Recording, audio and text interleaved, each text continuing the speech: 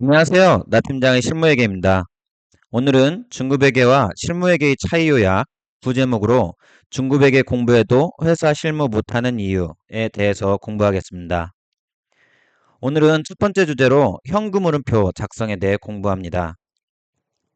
중급회계에서는 영업활동 현금흐름, 투자활동 현금흐름, 재무활동 현금흐름이 각각 독립적으로 작성되며 서로 영향을 미치지 않는 사례들만을 소개합니다.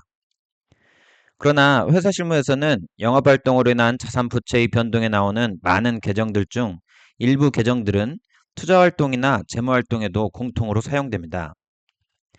따라서 회사 실무에서는 현금흐름표를 작성할 때 해당 계정들에 대해서는 전기말 대비 단기 중 증가, 감소액을 일단 모두 영업활동으로 몰아서 표시하여 영업활동 현금흐름을 작성하되 투자활동 현금흐름을 작성할 때 해당 계정의 증가 금액 중 일부의 금액을 투자활동에 사용한다면 사용하는 금액만큼을 영업활동에서 떼어와서 투자활동으로 표시해야 합니다.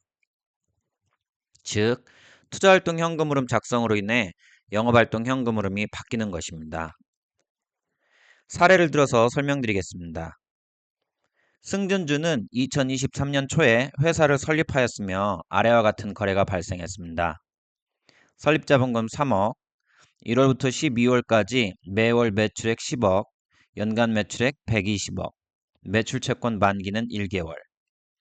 1월부터 12월까지 매월 상품 매입액 6억, 연간 매출원가 72억, 매입 채무 만기는 1개월. 1년간 급여는 5억, 1년간 기타 판관비는 3억. 세전이익은 매출 120억 마이너스 매출원가 72억, 급여 5억, 판관비 3억은 40억. 법인세 비용은 세전이익 40억 곱하기 법인세율 20%는 8억. 당기순이익은 32억. 승준주는 2023년 9월에 삼성전자 주식을 6억어치 취득하였으며 12월 말 현재 시가는 9억이 되었습니다. 승준주의 2023년 말 재무상태표를 작성하면 오른쪽과 같습니다. 매출채권 만기일이 1개월이므로 12월 매출액 10억이 기말 매출채권으로 계상되며 매입채무 만기일이 1개월이므로 12월 매입액 6억이 기말 매입채무로 계상됩니다. 세전이익 40억에 법인세율을 곱한 법인세 비용 8억을 미지급 법인세로 회계 처리하며 당기순이익 32억이 이익잉여금으로 자본에 계상됩니다.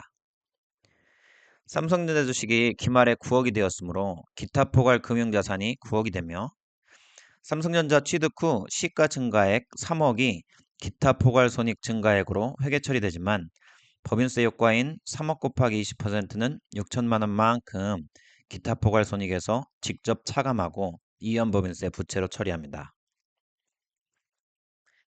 DS가 모두 작성된 상태에서 현금흐름표를 작성하면 영업활동 현금흐름은 당기순이익 32억에 영업활동 관련 자산부채의 변동 섹션에 매출채권 증가, 매입채무 증가, 미지급법인세 증가, 이연법인세 부채 증가를 기재하여 구합니다. 영업활동 현금흐름은 36억 6천만 원이 나옵니다. 투자활동 현금흐름은 단기 중 삼성전자 취득 6억으로 인한 현금 유출이 전부입니다. 재무활동 현금흐름은 설립자본금 3억 유입이 전부입니다. 영업활동 현금흐름 플러스 36억 6천, 투자활동 현금흐름 마이너스 6억, 재무활동 현금흐름 플러스 3억, 단기 중 현금의 증가는 33억 6천이 됩니다. 그런데 올해 회사를 설립했으므로 기초현금은 빵이므로 현금 흐름표에서 계산한 단기 중 현금의 증가 33억 6천이 기말 현금 잔액이 되어야 하는데 일치하지 않습니다. 왜 맞지 않을까요? 이유는 영업활동 관련 자산부채의 변동에 있는 이연법인세 부채 증가 6천만 원 때문입니다. 아까 말씀드린 바와 같이 영업활동 관련 자산부채의 변동에 있는 계정들 중 일부 계정은 영업활동은 물론 투자활동에도 공통적으로 사용됩니다.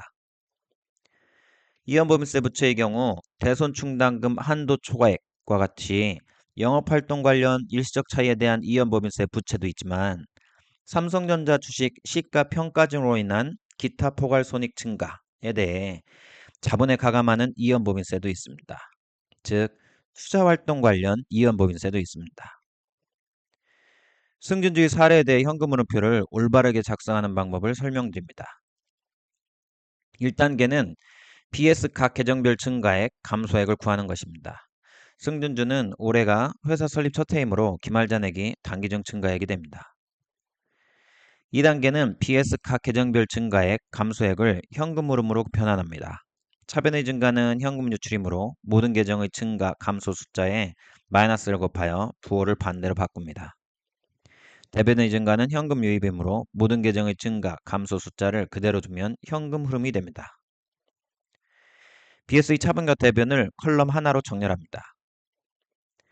자산 총계 마이너스 52억과 부채와 자본 총계 52억을 지웁니다.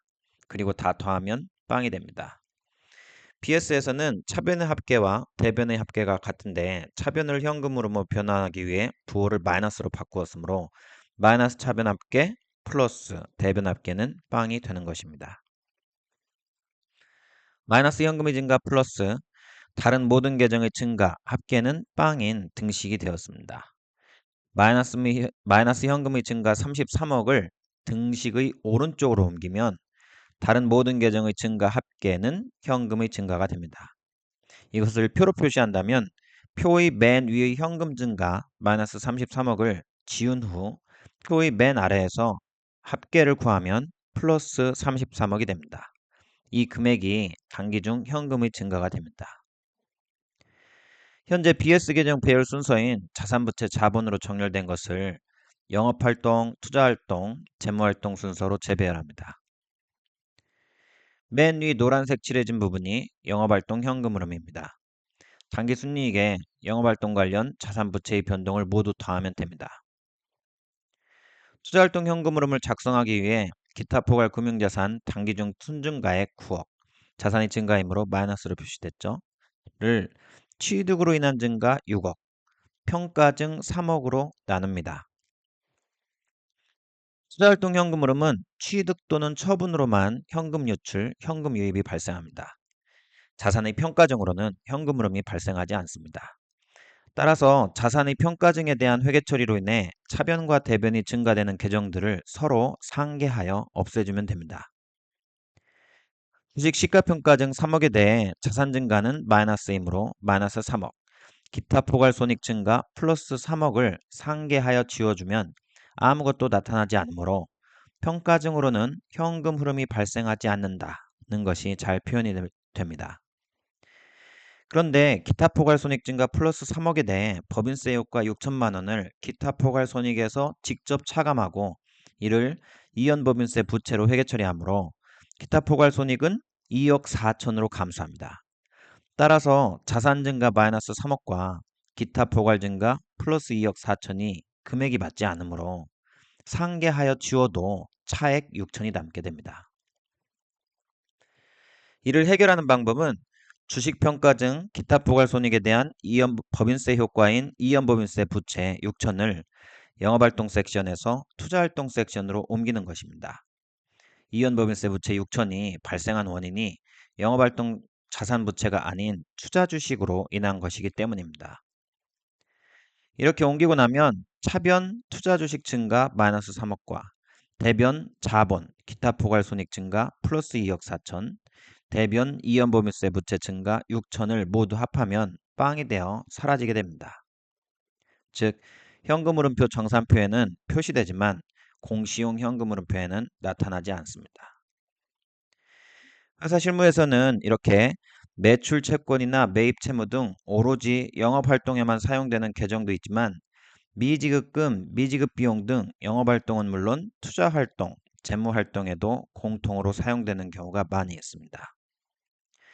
따라서 투자활동, 재무활동, 현금흐름을 작성할 때 조정하는 금액들은 영업활동 현금흐름에서 반대 방향으로 조정해주는 작업을 해야 현금의 증감 와구가 딱 맞는 올바른 현금흐름표를 작성할 수 있습니다. 회사 실무자분들이 회사 실무를 하시는데 IFRS 실무회계가 도움을 드리겠습니다. 감사합니다.